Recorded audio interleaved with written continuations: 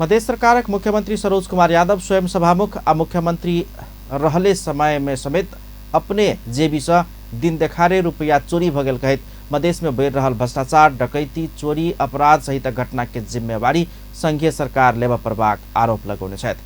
जनकपुर धाम में मीटर ब्याज के समस्या समाधान करबाक लेल नेपाल सरकार स्थापना केने अनुचित लेनदेन मीटर ब्याज संबंधी जांच बूझ आयोग के केंद्रीय कार्यालय जनकपुर धाम समुद्घाटन में नेपाल सरकार के उप प्रधान तथा गृह मंत्री नारायण काजी श्रेष्ठ के आगू मुख्यमंत्री यादव सभामुख भेल समय अपन जेबी से 50,000 रुपया आ किस दिन आगो मात्रे पार्टी अध्यक्ष उपेंद्र यादव के विजय जुलूस में सहभागी भेला पर समेत अपना जेबी से पैसा चोरी भेल कहत मधेश में भ रहल अपराध के कोनो समेत घटना प्रहरी बिना के मधेश सरकार समाधान कर नहीं सकबाक जिक्र केने छलैन।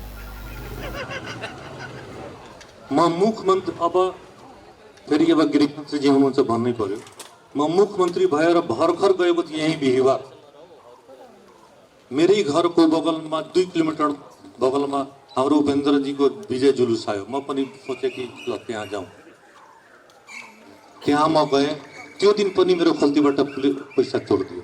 ल एउटा मुख्यमन्त्रीको खल्तीबाट पैसा चोरेर त्यहाँको सुरक्षा कति बलियो छ। वो सुरक्षा घेरा बीच में रहवाला मुख्यमंत्री के जेबी से दिन देखारे पैसा गायब भेनाई से संघीय सरकार के सुरक्षा व्यवस्था के प्रश्न कर रहल आरोप लगौने छलैन। वो मीटर ब्याज पीड़ित से बेसी पीड़ित अपना रहल बतौने छलैन।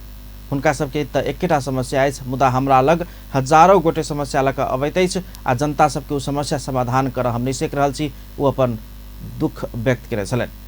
उप प्रधान तथा गृह मंत्री के विनती करते मुख्यमंत्री यादव संघीय सरकार कर्मचारी आ प्रहरी समायोजन क देलक त स्वयं 24 घंटा भीतर प्रदेश के सब पीड़ित के न्याय द क दोषी सबके काल कोठली में बंद कर देबाक चेतावनी देने छलैन।